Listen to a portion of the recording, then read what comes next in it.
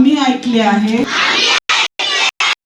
तू आमच्यावर प्रेम करतो आणि आमच्यासाठी प्रभू येशू ख्रिस्त या जगात आला. तो आमच्या पापांसाठी वधस्तंभावर मरण पावला.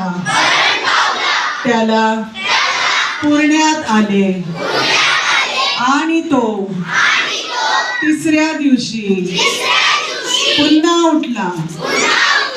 या सत्यावर आम्ही विश्वास ठेवतो आणि देवा आम्ही तुला विनंती करतो आमच्या सर्व